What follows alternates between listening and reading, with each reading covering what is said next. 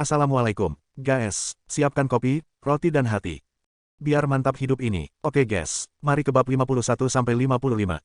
Bab 51. Zhang Ruoshan mengubah ki asli ke lengan kanannya, mengepalkan tinjunya dan menurunkannya ke tanah. Ledakan, tanah bergetar dengan suara gemuruh. Kemudian muncul lubang dengan diameter 3 meter. Kemudian lubang itu dikelilingi oleh retakan yang tak terhitung banyaknya. Dengan mengamati kehancuran di tanah, Zhang Ruoshan hampir bisa memperkirakan kekuatannya saat ini. Dia bisa mengeluarkan kekuatan 78 lembu jantan tanpa prajna palem naga dan gajah. Jika dia menggunakan telapak tangan, dia bisa meledakkan kekuatan 88 banteng. Tidak ada yang pernah melebihi kekuatan ekstrim dari kekuatan 100 banteng di penyelesaian alam kuning sebelumnya.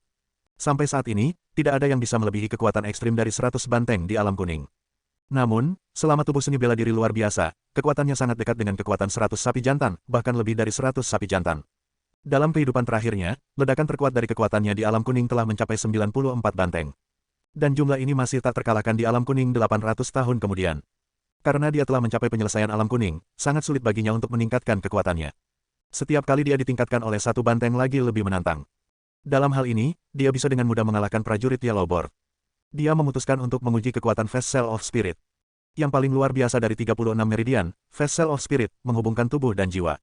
Untuk prajurit rata-rata, jiwa itu cukup misterius. Itu memang ada, tapi tak terlihat dan tak tersentuh. Zhang Ruoshan duduk dengan menyilangkan kaki, mengatur napas dan menenangkan dirinya untuk merasakan kekuatan pengorbanan di kipulnya. Terpisah dari kekuatan darah, kekuatan pengorbanan itu seperti sungai berdarah yang mengalir melalui kipul. Itu adalah kapal roh. Ledakan, saat ki asli tertanam ke dalam pembuluh darah roh, ia mulai bergetar dan menembus kepala. Itu tampak seperti tiang lampu merah setinggi 21 hingga 24 meter. Gambar jiwa ilusi yang identik dengan Zhang Ruoshan muncul di depan. Itu benar-benar dikelilingi oleh cahaya merah dan sepertinya mengatur napasnya juga. Tentu saja, adegan ini hanya dilihat oleh Zhang Ruoshan. Orang lain hanya bisa melihat Zhang Ruoshan duduk dengan kaki disilangkan. Mereka tidak bisa melihat sinar berdarah dan bayangan jiwa ilusi sama sekali. Dipengaruhi oleh kekuatan jiwa, seluruh halaman mulai mengeluarkan gelombang angin dingin, melolong melintasi halaman. Sungguh menakjubkan terhubung dengan jiwa. Biasanya, hanya prajurit yang mencapai alam surga yang dapat memisahkan jiwa dari titik akupuntur. Dia bisa melakukannya di penyelesaian alam kuning. Kapal roh menghubungkan tubuh Zhang Ruoshan dengan jiwa. Semakin lama Fast Cell of Spirit, semakin jauh jiwa dapat dipisahkan dari tubuh. Tidak ada batasan untuk prajurit di alam surga. Kultivasi Zhang Ruoshan saat ini masih jauh dari cukup. Fast Cell of Spirit-nya hanya sepanjang 24 meter, yang berarti jiwanya hanya berjarak 8 meter dari tubuhnya. Diketahui bahwa jiwa seorang pejuang di alam surga hanya berjarak 150 km dari tubuh. Hanya dalam pikiran seseorang dapat melihat apa yang terjadi beberapa kilometer jauhnya. Sementara itu, para pejuang di alam surga juga menjalankan ki asli untuk memurnikan jiwa mereka, membuatnya lebih kuat, dan menjadi jiwa bela diri. Jika mereka menjalankan kekuatan jiwa bela diri, mereka dapat mengoperasikan berbagai hal di alam semesta dan meminjam ki spiritual dari alam semesta untuk menyerang musuh. Oleh karena itu, setiap pejuang di alam surga dihitung sebagai salah satu makhluk mitos seni bela diri. Jelas bahwa Zhang Ruoshan telah menjadi cukup kuat untuk mencapai penyelesaian alam surga. Dia telah mengembangkan latihan dan jiwanya ke dalam jiwa bela diri. Selanjutnya, jiwa bela diri petir yang langka, itu bisa mengubah ki spiritual menjadi kekuatan petir di alam semesta. Ini berarti Zhang Ruoshan dapat mengoperasikan ki spiritual di alam semesta dan mengerahkan kekuatan petir. Dia hanya bisa mengoperasikan ki spiritual dalam jarak 24 meter dengan akurat. Jika lebih jauh dari ini, akan sulit baginya untuk beroperasi. Senjata petir, Zhang Ruoshan mengoperasikan ki spiritual di alam semesta seperti dalam kehidupan terakhirnya, mencoba mengerahkan kekuatan petir. Itu gagal, sayang sekali. Kenapa ini? Meskipun ia telah dilahirkan kembali 800 tahun kemudian, kekuatan jiwa tidak berkurang. Tapi kenapa dia tidak bisa menggunakan kekuatan petir? Zhang Ruoshan tenggelam dalam pikirannya. Tiba-tiba, sesuatu terjadi padanya. Apakah ini berarti bahwa perubahan tanda sucinya menjadi tanda suci ruang waktu juga telah mengubah jiwa bela diri? Agar masuk akal, Zhang Ruoshan memanggil Blackie dari grafik kayu Yin Yang dan menceritakan keraguannya. Prajurit di penyelesaian alam kuning mampu memisahkan jiwa dari tubuh dan memurnikan jiwa menjadi jiwa bela diri. Apa Anda sedang bercanda? Blackie tidak percaya pada kata-kata Zhang Ruoshan. Kemudian, ia menambahkan, menurut pengetahuan saya, hanya pejuang di alam penyempurnaan surga yang dapat melatih jiwa ke dalam jiwa bela diri. Apakah Anda memiliki akal sehat? Zhang Ruoshan tidak menjelaskan dan duduk dengan kaki disilangkan untuk menanamkan ki asli ke dalam pembuluh roh. Ledakan, kolom cahaya merah 24 meter mengalir dari atas kepala Zhang Ruoshan. Gambar jiwa ilusi, tidak dapat dibedakan dari Zhang Ruoshan, ditangguhkan di kolom cahaya. Pemisahan jiwa, prajurit lain memang tidak bisa melihat citra jiwa ilusi Zhang Ruoshan, tapi pengamatan Blackie lebih baik daripada yang normal dan melihat citra jiwa ilusi menggantung di kolom cahaya. Kamu, jiwamu, bisa mencapai alam jiwa yang terpisah. Bagaimana mungkin? Mata Blackie memancarkan kilau berkilau. Kamu pasti punya rahasia, tidak mungkin bagi orang normal untuk melatih jiwa bela diri di penyelesaian alam kuning. Zhang Ruoshan berkata, itu bukan urusanmu. Katakan saja apa jiwa bela diriku. Kamu telah mengembangkan tanda suci ruang waktu, jadi itu adalah jiwa ruang. Blackie menggelengkan kepalanya dan merasa bahwa bakat yang dimiliki Zhang Ruoshan terlalu aneh untuk diterima. Jiwa luar angkasa, Zhang Ruoshan mengulangi. Blackie berkata, keluarkan misteri waktu dan ruang dan buka halaman 3, di mana ada pengenalan jiwa ruang. Zhang Ruoshan segera mengeluarkan The Mystery of Time and Space dan membuka halaman 3, di mana 4 karakter kuno tertulis, Soul of Space. Halaman ketiga penuh dengan kata-kata padat, yang mendokumentasikan perkenalan Soul of Space. Zhang Ruoshan menghabiskan sepanjang sore untuk menghafal isinya. Namun, tingkat pemahamannya kurang dari 1/10 konten. Setelah berlatih Soul of Space, saya bisa mulai berlatih Domain Space dan tanda waktu. Zhang Ruoshan menutup misteri waktu dan ruang, tenggelam dalam pemikiran yang dalam. Blackie berkata, anak muda, saya harus memperingatkan Anda bahwa kultivasi Anda saat ini terlalu lemah.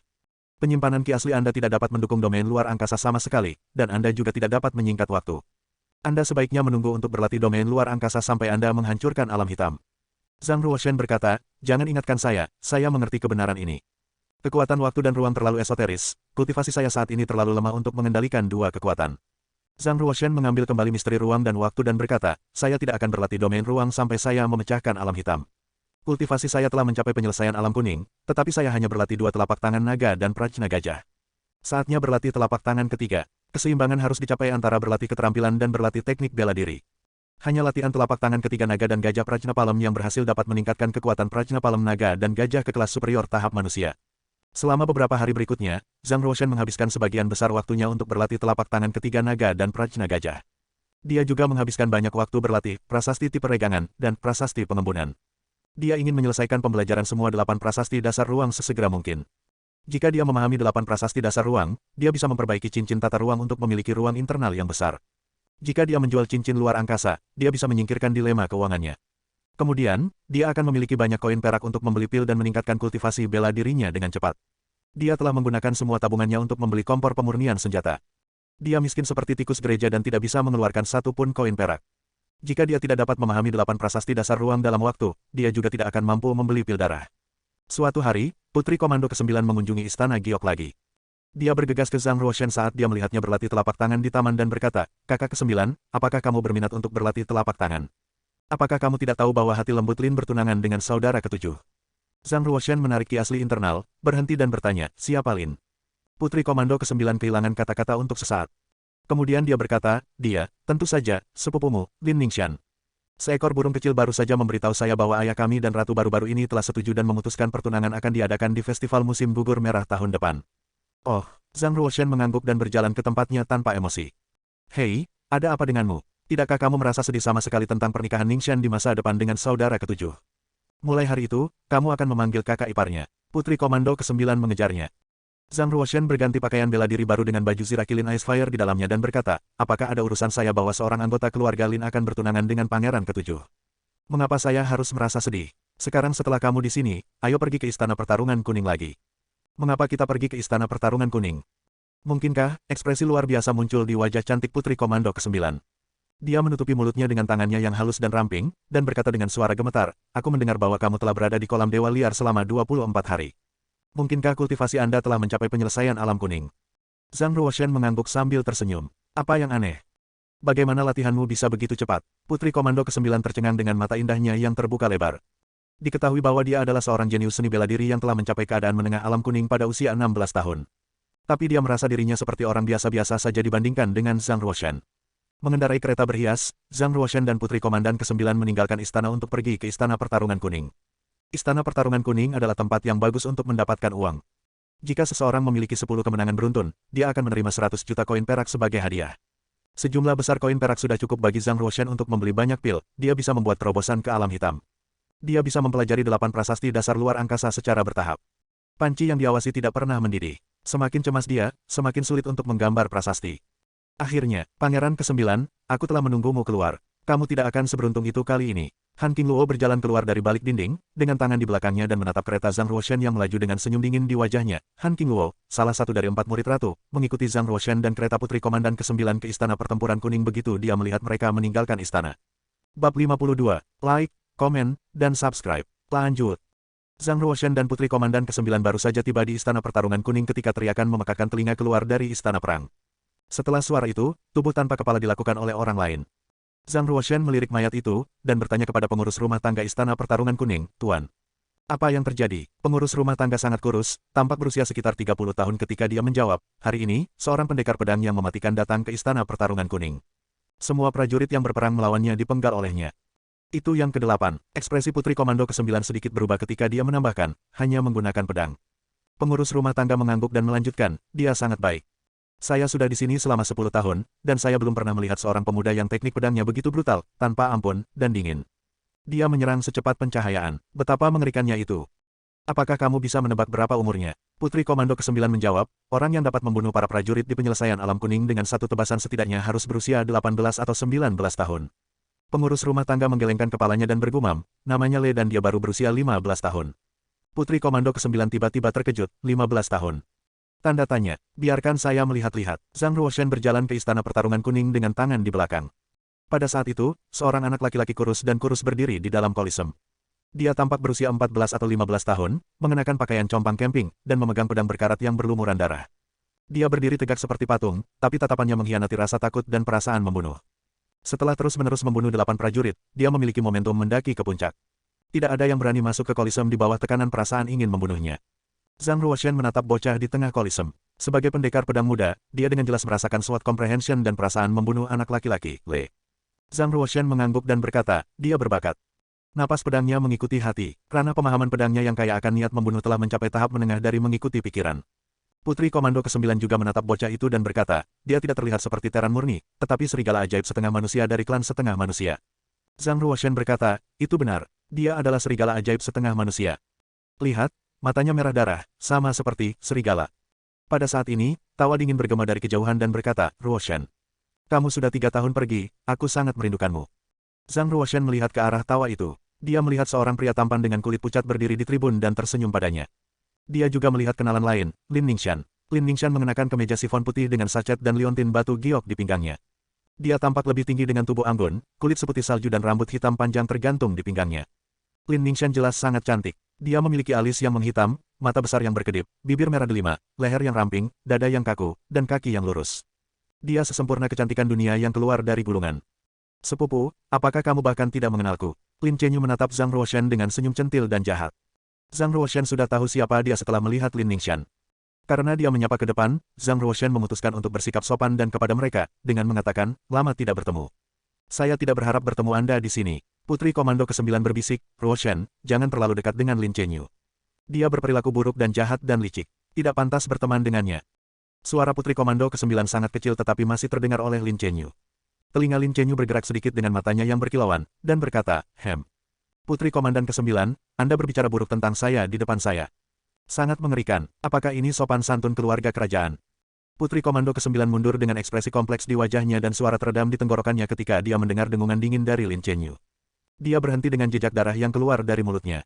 Dia menderita luka dalam. Zhang Ruoshan berpikir, betapa hebatnya kultivasi yang dia miliki. Itu pasti telah mencapai tahap lanjutan dari alam hitam atau lebih kuat.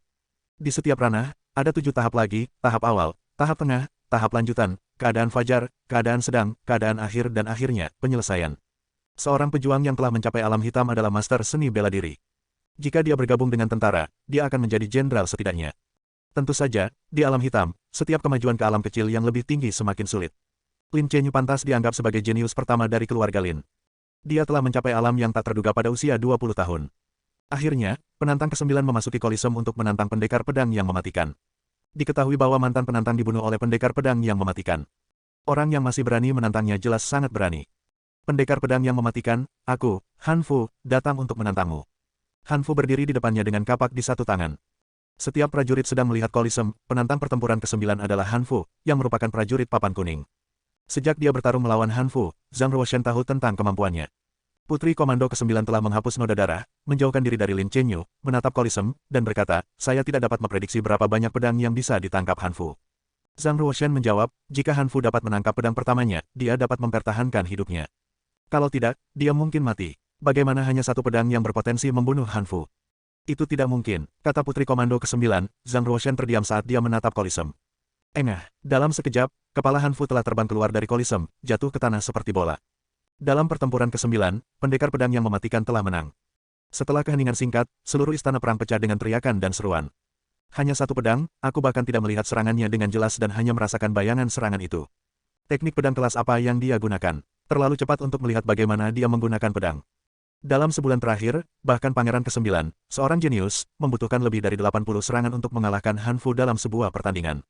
Apakah prajurit muda berbakat lainnya akan bangkit? Putri Komando ke-9 juga terkejut dan bertanya, Ruoshan, apakah kamu melihat serangannya? Zhang Ruoshan tertawa dan berkata, tindakannya cukup cepat, tetapi mengandung kesalahan fatal. Yang lain tidak akan menyadarinya, tapi aku punya. Tentu saja, dunia seni bela diri dapat mengalahkan segalanya kecuali kecepatan. Kecepatannya bisa menutupi kekurangannya sampai batas tertentu. Jika itu sebulan yang lalu, hasilnya akan sulit diprediksi. Tapi sekarang, Zhang Ruoshan tidak melanjutkan berbicara dan menatap Kolisem. Akhirnya pendekar pedang maut itu memulai pertempuran ke-10. Orang berikutnya yang melawannya adalah Su Heng, seorang lelaki tua. Sedihnya, Su Heng juga meninggal, menjadi mayat tanpa kepala dan terbaring di genangan darah. Dia pasti sangat tak terkalahkan. Dia telah memenangkan 10 putaran berturut-turut. Setiap pertandingan diselesaikan hanya dengan satu bilah. Tak terkecuali Warrior of Yellowboard, pendekar pedang muda itu menunjukkan bakat yang lebih luar biasa daripada yang ditunjukkan Pangeran ke-9 dalam sebulan terakhir. Kepala Istana Pertarungan Kuning dengan cepat memberikan penilaian atas penampilannya. Dia menduduki peringkat ke-6 di papan kuning. Alasan mengapa dia hanya berada di urutan ke-6 adalah karena tidak ada yang bisa memaksanya untuk mencoba yang terbaik. Jika dia menunjukkan kekuatan penuhnya, pangkatnya akan lebih tinggi. Le, pendekar pedang yang mematikan, masih terlihat dingin dan tidak berperasaan. Dia berangkat dari Kolisem membawa pedang mengerikannya. Benar-benar tanpa emosi, dia tidak kembali ke wajah yang lembut sampai dia melihat Lin Ningxian.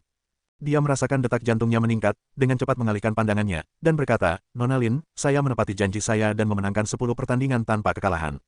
Lin Ningxian tersenyum manis, menyentuh bahu Le dengan lembut saat dia berkata, Le, karena bakatmu begitu kuat sehingga banyak kekuatan besar ingin menarikmu ke pihak mereka. Mengapa kamu memilih untuk tetap tinggal di keluarga kami sebagai pelayan? Le menggigit bibirnya dengan ringan, menatap wajah cantiknya dan berkata, aku bersedia berdiri di sisimu selamanya dan tetap puas. Dalam pandangannya, gadis di depannya begitu sempurna dan suci sehingga puas tinggal bersamanya. Lin Ningxian mengangguk dan tersenyum, tetapi ada penghinaan di matanya. Lin Ningxian memandang Zhang Ruoshan dengan arogan dan berkata, sepupu, kamu juga berlatih pedang. Jika kamu bertarung melawan Le, berapa banyak serangan yang bisa kamu terima? Zhang Ruoshan memandang Le, berpikir sejenak dan berkata dengan acuh tak acuh, karena dia sangat ingin melindungimu, kamu harus menghargainya. Setelah mengatakan itu, Zhang Ruoshan menuju Kolisem dan tidak mengganggu Lin Ningxian lagi. Ketika dia melihat Zhang Ruoshan memasuki Kolisem, Lin Ningxian berpikir, dia telah menjadi prajurit papan kuning, mengapa dia berjalan ke Kolisem? Apakah dia? Ini menyenangkan. Lin Chenyu tersenyum dengan matanya yang menunjukkan niat membunuh. Mungkin dia merasa lucu bahwa Zhang Ruoshan bisa dibunuh di dalam Kolisem. Lin Chenyu melambai ke Le dan berkata, Le, kemarilah. Tuan, apa yang Anda ingin saya lakukan? Kata Le. Lin Chenyu tertawa, perhatikan baik-baik. Pemuda di dalam Kolisem adalah pengejar Ningxian. Anda mungkin akan membunuhnya nanti. Apa kau yakin tentang ini? Di mata saya, ada dua jenis orang, yang hidup dan yang mati. Entah dia mati atau aku mati. Le menatap Kolisem dengan tajam, tatapannya setajam pedang. Bab 53, hanya sebulan kemudian, mengapa Pangeran ke-9 datang ke Istana Pertarungan Kuning lagi? Apakah dia ingin menantang 10 prajurit papan kuning? Tidak mungkin, hanya waktu yang singkat telah berlalu, bahkan jika kultivasinya ditingkatkan, itu tidak akan meningkat terlalu banyak. Tidak ada yang bisa mendapatkan 10 kemenangan beruntun di Komando Yunwu. Itu sangat sulit bahkan Pangeran ke-7 tidak bisa melakukannya. Setiap prajurit papan kuning bisa bertarung melawan 10 prajurit di penyelesaian alam kuning secara bersamaan. Beberapa prajurit Yellowboard yang lebih lemah yang tidak bisa melakukan itu mampu bertahan di bawah serangan mereka. Jadi, tidak mudah mengalahkan pendekar Yellowboard. Ambil Le, seorang pendekar pedang yang mematikan, misalnya, dia bisa membunuh seorang prajurit papan kuning dengan satu serangan, tetapi dia tidak bisa membunuh 10 dengan 10 serangan berturut-turut. Jika Pangeran ke-9 telah menembus penyelesaian alam kuning, dan tidak bertemu dengan orang tua yang menempati peringkat 5 besar di papan kuning, tidak sulit baginya untuk memenangkan 5 pertandingan. Tunggu dan lihat saja, karena Pangeran ke-9 berani datang ke Istana Pertarungan Kuning, dia harus cukup percaya diri. Pangeran ke-9, kamu di sini lagi. Terakhir kali, Anda sangat beruntung bahwa Anda mengalahkan saya. Tapi kali ini, kamu tidak bisa beruntung lagi. Liu Chengfeng pertama kali naik Kolisem dengan mata dingin. Melihat Liu Chengfeng, Zhang Ruoshan bertanya, apakah Anda ingin menjadi yang pertama menantang saya? Tentu saja, apakah kamu takut dikalahkan dalam pertempuran pertama? Liu Chengfeng berkata, oke. Zhang Ruoshan mengangguk dan mengulurkan tangan untuk memberi isyarat agar dia memulai. Liu Chengfeng menatap pedang yang dipegang oleh tangan Zhang Ruoshan yang lain dan berkata, apakah kamu mencoba melawanku tanpa pedang? Ya, tidak sekarang. Zhang Ruoshan berkata, beraninya kau menghinaku. Anda harus membayar kesombongan Anda. Liu Chengfeng marah karena dia pikir Zhang Ruoshan sengaja mempermalukannya. Diketahui bahwa dia tidak akan gagal jika dia tidak membuat penilaian yang salah dalam pertempuran bulan lalu. Dia harus mendapatkan kembali wajahnya yang hilang di tempat yang sama. Percikan lalat api. Liu Chengfeng secara langsung mendemonstrasikan teknik pedang meteor, teknik bela diri kelas superior di panggung manusia. Dia memukul dengan cepat, sehingga membuat suara letupan bergema di udara.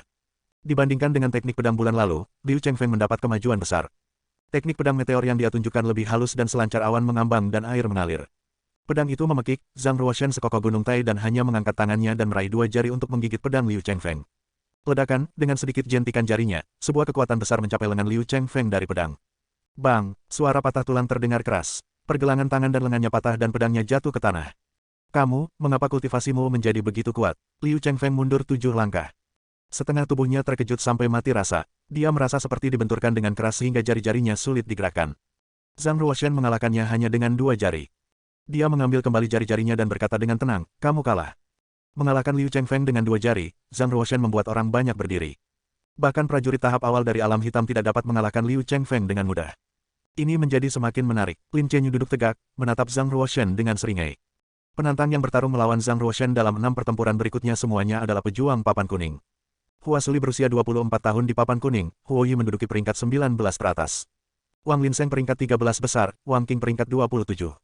Zhang Gengsu peringkat 9 besar. Tanpa kecuali, mereka semua dikalahkan oleh Zhang Ruoshan dengan satu gerakan, dan tidak ada yang bisa memaksanya untuk menggunakan serangan kedua.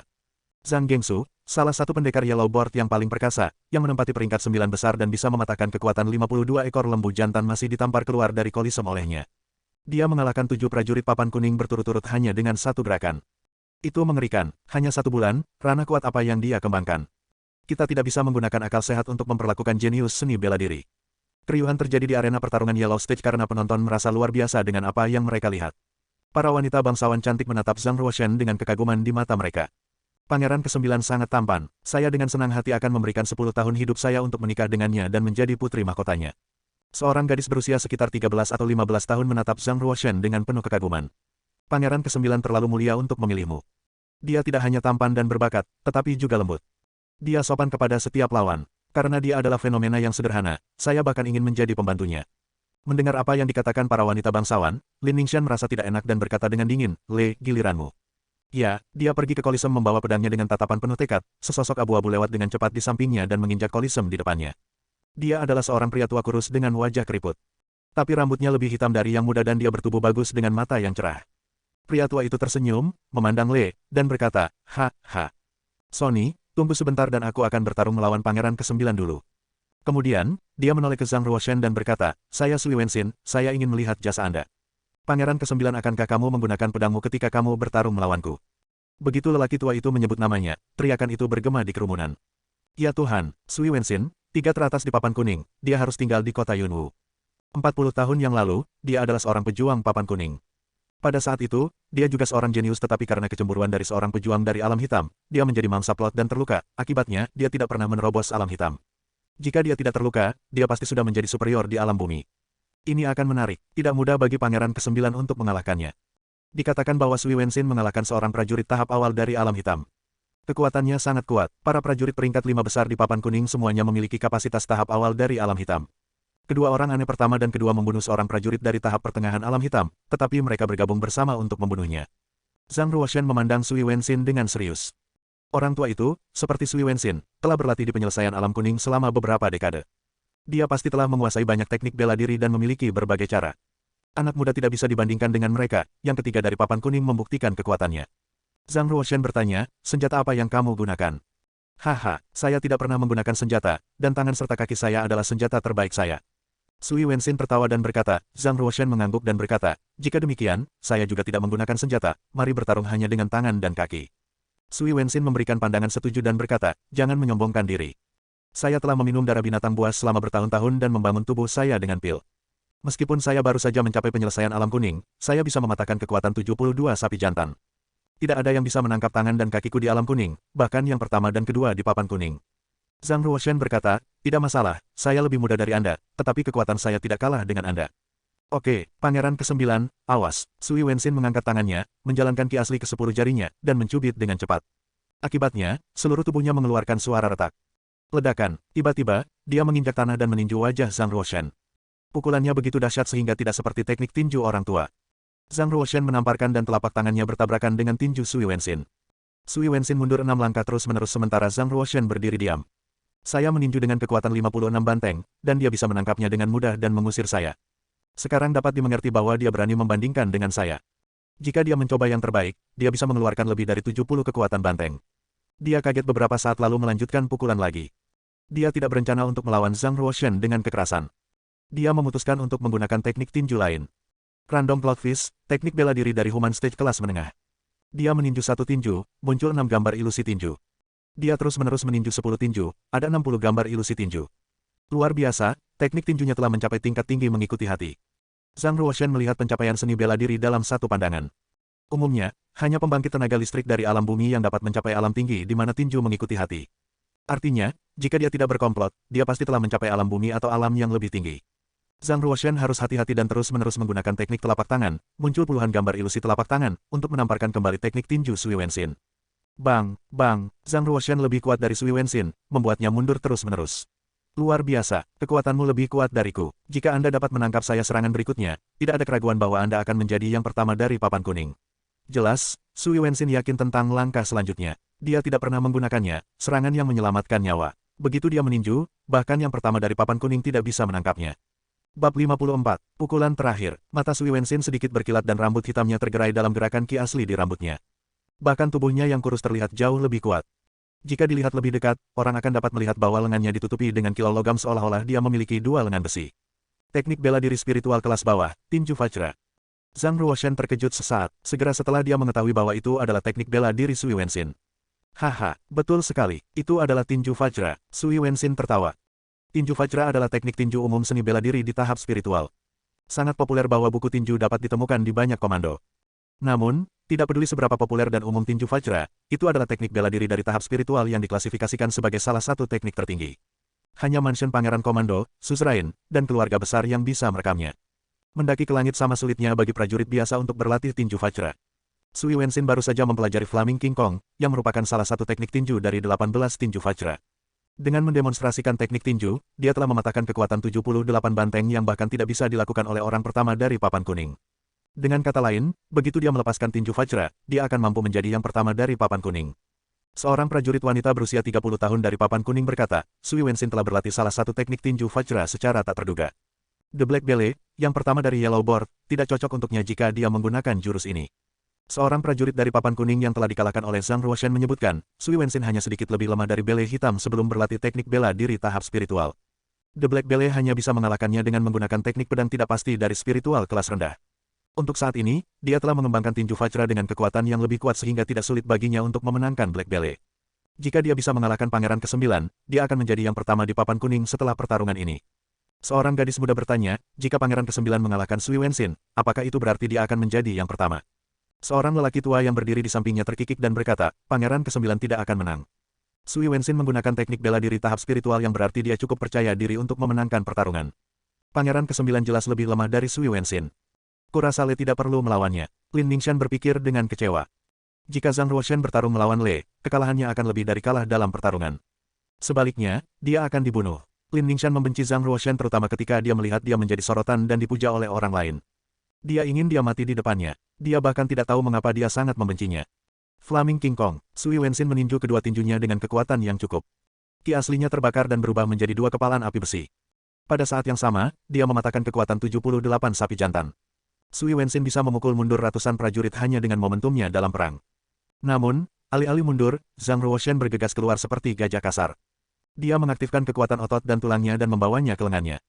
Gajah berderap, dia melepaskan satu telapak tangan dan mematahkan kekuatan 88 banteng. Hasilnya jelas, selama tinjunya bertemu dengan telapak tangan Zhang Ruoshan, Sui Wenshin terbang keluar dan jatuh ke tanah sejauh 10 meter. Dia hampir jatuh dari kolisem, namun, Zhang Ruoshan berdiri di tengah kolisem dengan mantap dan perlahan menarik kembali telapak tangannya. Itu cukup menghancurkan kekuasaan. Setelah melihat tinjunya dan Zhang Ruoshan, Sui Wenshin menghela nafas dan berkata, kultivasimu memang di luar milikku. Prajurit yang sangat berbakat, mulai sekarang, Anda yang pertama di papan kuning. Dengan bakat Anda, saya yakin Anda akan segera menembus alam hitam. Saya kira Anda tidak akan repot-repot menjadi yang pertama sama sekali. Haha, setelah menghela nafas panjang, Sui Wenshin meninggalkan kolisem dan menyerah dengan sangat sedih. Hanya dirinya sendiri yang tahu seberapa besar kesenjangan itu dibandingkan dengan Zhang Ruoshan. Dia pasti terluka parah jika Zhang Ruoshan tidak mengambil kembali sebagian kekuatannya di menit terakhir. Kekuatan Zhang Ruoshan begitu kuat sehingga di luar imajinasi semua orang. Seperti yang dikatakan Sui Wenshin, Zhang Ruoshan tidak tertarik menjadi yang pertama. Sebagai gantinya, dia mengincar hadiah 1 juta koin perak. Bagaimanapun, papan kuning baru saja merekam prajurit dari Komando Yunwu yang memiliki pengaruh kecil. Namun, semua prajurit akan berjuang untuk mendapatkan peringkat papan mendalam karena hadiahnya berada di level yang jauh lebih tinggi. Tentu saja, tujuan Zhang Ruoshan terlalu tinggi. Jika pejuang muda lainnya bisa memenangkan tempat pertama di papan kuning, mereka akan segera menjadi hotspot di komando dan mendapatkan banyak pujian dari gadis-gadis muda. Lei, pendekar pedang mematikan pada usia 15, akhirnya naik kolisem dengan diskusi orang banyak. Dia adalah lawan ke-9 Zhang Ruoshan, prajurit yang menonton ini merasa lebih berharap. Diketahui bahwa Lei telah membunuh 10 prajurit dengan satu serangan dalam 10 pertempuran terakhir. Tidak ada yang tahu seberapa kuat dia. Di sisi lain, Zhang Ruoshan juga tidak pernah kalah. Dia bahkan mengalahkan Sui Wenxin. Keduanya adalah prajurit muda yang luar biasa. Siapa yang lebih kuat? Itu menarik. Keduanya adalah master pedang seni bela diri yang baik serta tak terduga. Aku ingin tahu siapa yang akan memenangkan pertarungan. Itu sulit untuk dikatakan. Bagaimanapun, pendekar pedang yang mematikan itu hanya menunjukkan satu serangan sejauh ini. Mungkin dia lebih kuat dari Sui Wenxin. Semakin banyak orang yang memasang taruhan. Zhang Ruoshan, pemenang, ikrar 1 untuk 3 kali kompensasi. Zhang Ruoshan, pecundang, ikrar 1 untuk 2 kali ganti rugi. Lei, pemenang, ikrar 1 untuk 2 kali ganti rugi. Lei, pecundang, ikrar 10 untuk 1 kali kompensasi. Mengikat, ikrar 1 untuk 4 kali kompensasi. Beberapa bertaruh Zhang Ruoshan untuk menang, beberapa bertaruh Lei. Tentu saja, beberapa orang mengira mereka akan mengikat. Putri Komando ke-9 memiliki kepercayaan pada Zhang Ruoshan. Tanpa ragu-ragu, dia mempertaruhkan 10.000 koin perak yang merupakan tabungannya agar Zhang Ruoshan menang. Di kolisem, kedua prajurit muda itu saling menatap dengan 10 langkah di antaranya. Lei memegang pedangnya, berdiri diam dengan mata terbuka lebar seperti patung. Kamu memang sangat kuat, Zhang Ruoshan menjawab dan berkata, sangat bagus bagi Anda untuk mencapai level setinggi itu di usia Anda. Tapi, ada bak mati dalam teknik pedangmu. Bertarung melawan saya tidak hanya akan kalah, Anda mungkin akan mati. Anda sebaiknya menyerah. Teknik pedang Lei memang mengerikan. Bahkan Zhang Ruoshan harus berjuang sekuat tenaga, begitu dia melakukan itu, dia tidak bisa memegang tangannya. Entah Lei mati atau dia mati. Lei memandang ke arah Lin Ningxian, lalu menoleh ke Zhang Ruoshan dengan tekad dan berkata, siapa yang hidup siapa yang mati, hanya akan tahu sampai kita bertarung. Zhang Ruoshan menggelengkan kepalanya sedikit dan berkata, kamu telah berlatih ilmu pedang penghancur diri, sebuah teknik bela diri terlarang. Anda tidak hanya membunuh orang, tetapi juga menyakiti diri sendiri.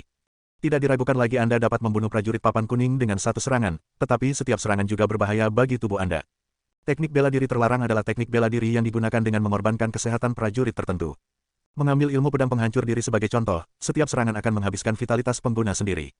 Jika Lei menggunakan teknik pedang 10 kali terus-menerus, dia akan berakhir dengan bunuh diri. Tentu saja, dia telah mencapai pencapaian tinggi dalam pedang dan jauh lebih tinggi dari rekan-rekannya. Selama dia tidak bertarung melawan prajurit dari papan kuning, dia tidak perlu mendemonstrasikan ilmu pedang penghancur diri. Apa yang disebut teknik bela diri terlarang adalah teknik mengerikan yang tidak bisa dilakukan oleh siapapun. Lei dengan tenang berkata, karena kamu tahu apa yang aku latih, kamu harus tahu kekuatannya. Tak seorang pun di alam yang sama dapat menahan satu serangan. Belum lama ini, saya telah membunuh seorang prajurit dari tahap pertengahan alam hitam dengan satu serangan. Zhang Ruoshan terkekeh dan berkata, aku sudah memberitahumu bahwa kamu tidak memiliki kesempatan untuk menang jika kamu bertarung melawanku karena ada cacat mati dalam ilmu pedang penghancur dirimu. Kurang lengkapkan, Lei dengan tenang melanjutkan, apakah kamu ingin menghancurkan keinginanku dengan cara ini? Zhang Ruoshan menggelengkan kepalanya dan menjawab, karena kamu tidak menyerah, biarkan aku melihat seberapa kuat ilmu pedang penghancur dirimu. Faktanya, Zhang Ruoshan tidak membenci Lei. Sebaliknya, dia menghargai teknik pedangnya. Dia pikir dia akan menjadi pendekar pedang super suatu hari nanti. Dia tidak pernah membunuh orang tidak hanya dalam hidup ini tetapi terakhir. Dia sangat enggan untuk mengakhiri hidup pemuda itu, jadi dia berkata sedikit. Zhang Ruoshan juga menghunus pedang kilat-kilatnya melawan Lei. Tuswat Brea terlepas dan bertabrakan di udara. Melihat kedua pria itu bertarung satu sama lain di kolisem, Lin Ningxian merasa sangat bersemangat. Itu adalah akhir terbaik jika Lei bisa membuat Zhang Ruoshan terbunuh. Jika tidak, kematian Lei juga akan membuatnya bersemangat. Seorang jenius berjuang untuknya dan akhirnya dibunuh oleh jenius lain. Bukankah seharusnya dia bersemangat? Itu akan sangat luar biasa. Merusak diri sendiri. Lei bergumam. Dia bergegas ke Zhang Ruoshan dan dengan cepat menikamnya. Zhang Ruoshan melangkah keluar dan bergegas ke Lei juga. Bab 55. Semua penonton menahan napas, mata mereka tertuju ke kolisem. Di kolisem, dua sosok buram bertabrakan dalam keheningan. Kontak antara keduanya berlangsung singkat sebelum mereka saling bersilangan. Setelah itu, mereka berpisah dengan kecepatan yang lebih tinggi. Dengan posisi mereka dipertukarkan, mereka berdiri diam. Kenapa mereka begitu diam? Apakah pemenang sudah muncul? Kecepatan yang menakutkan. Dari bawah panggung, Sui Wenxin menatap Zhang Ruoshan dan Lei. Dengan kultivasinya, dia hampir tidak bisa mengikuti jejak pedang mereka. Tapi dia hanya 40% yakin bahwa dia bisa mencegat salah satu pedang mereka. 60% adalah kepastian kematian. Siapa yang menang? Lin Ningxian berdiri. Dengan sepasang matanya yang indah, dia menatap kolisem dengan penuh harap. Lei yang berdiri memegang dadanya dan merasakan rasa sakit yang membakar dari dalam. Darah mengucur dari lukanya, menodai sebagian besar pakaiannya menjadi merah.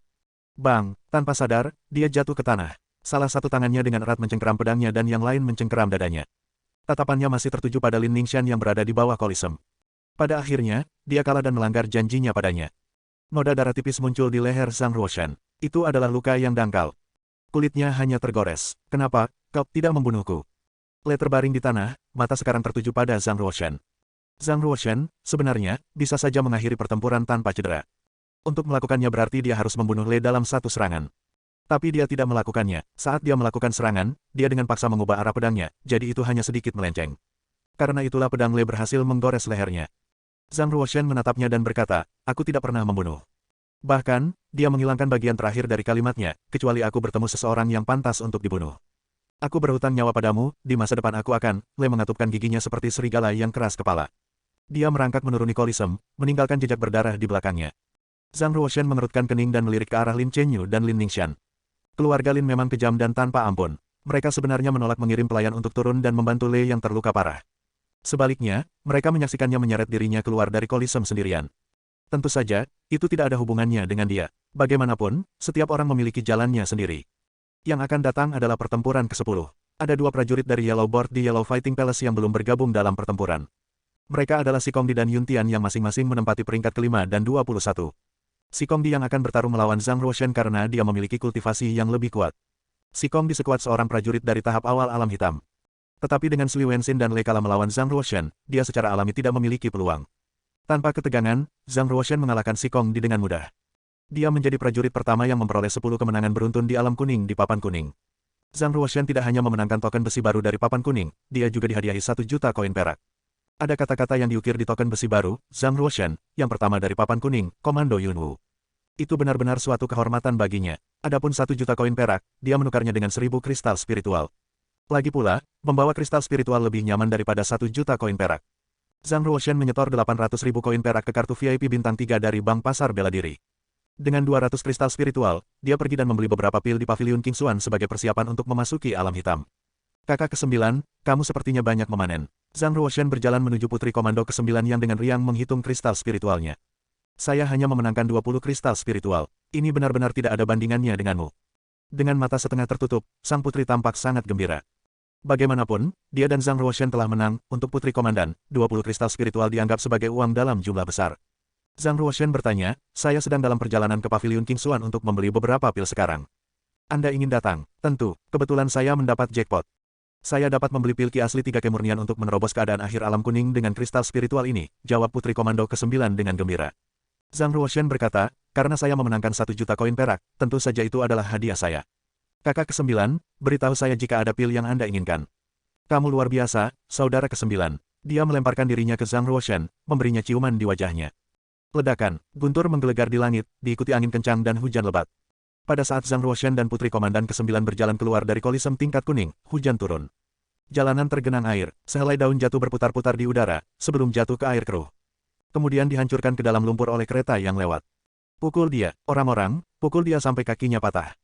Ini terlalu menyebalkan, betapa tidak bergunanya kamu sehingga kamu bahkan tidak bisa mengalahkan Zhang Ruoshan yang sangat sedikit.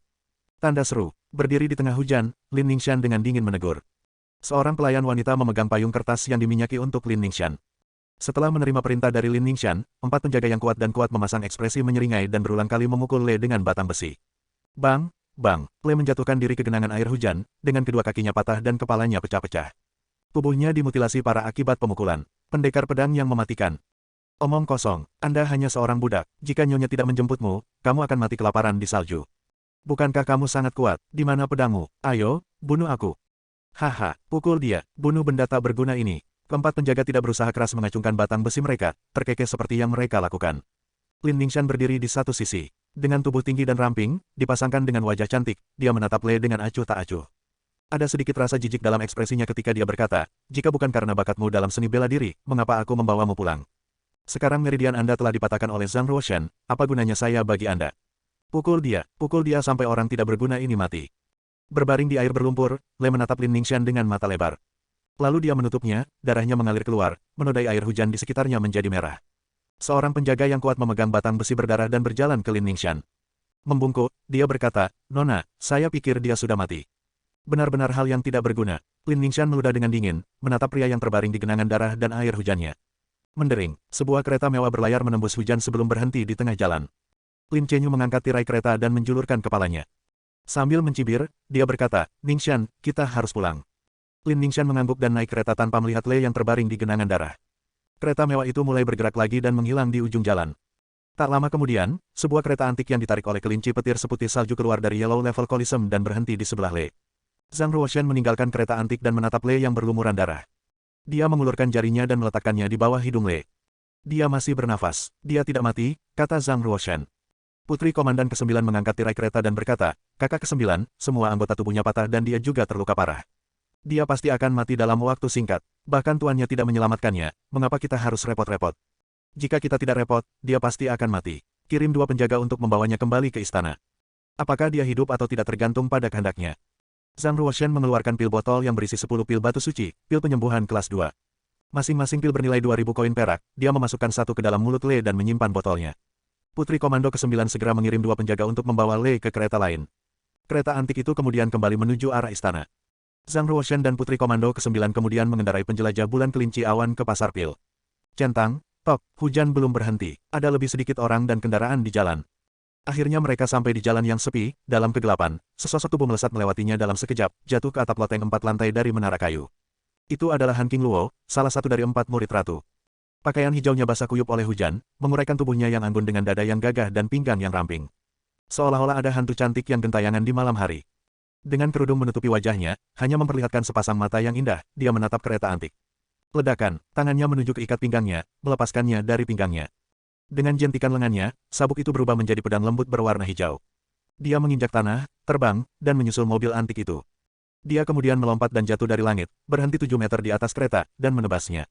Bang, kereta antik terbelah menjadi 2, terbang menuju kedua sisi. Tubuh pelayan mengemudi itu terbelah menjadi 2, tapi kereta antik itu kosong. Tidak ada jejak tubuh pangeran di dalamnya. Apakah dia melarikan diri sebelumnya? Han King Luo jatuh ke tanah, sebelum berdiri di tengah jalan dengan ekspresi bingung. Sama seperti Han King Luo yang masih shock, Zhang Ruoshan dan Putri Komandan ke-9 berjalan keluar dari kejauhan di tengah hujan. Siapa kamu? Tanya Putri Komando ke-9 dengan marah. Han King Luo tersentak. Dia benar-benar tidak mengerti bagaimana mereka berhasil lolos dari serangan pembunuhannya. Yang benar adalah mereka telah tinggal di kereta sepanjang perjalanan, tidak mengharapkan seorang pembunuh. Namun, Zhang Ruoshan merasakan perasaan membunuh ketika Han King Luo melepaskan kekuatannya. Jadi, dia memegang Putri Komando ke-9, keluar dari kereta melalui dinding, dan melarikan diri dari belakang. Zhang Ruoshan memberi Han King Luo sekali lagi dan bertanya, apakah kamu seorang pembunuh di alam hitam? Han King Luo membawa udara pembunuh yang berat dan matanya sedingin es. Dia jelas bukan seorang pejuang biasa, tetapi seorang pembunuh yang telah membunuh banyak orang. Pembunuh menakutkan karena menguasai semua jenis keterampilan membunuh dan tidak mungkin untuk bertahan melawan mereka secara efektif. Mereka bahkan bisa membunuh seorang prajurit dari alam yang jauh lebih tinggi, seorang pembunuh di alam hitam, tentu saja, bahkan lebih menakutkan. Oke guys, tinggalkan jejak di kolom komentar. Jangan lupa, tekan tombol subscribe. Terima kasih. Wassalamualaikum.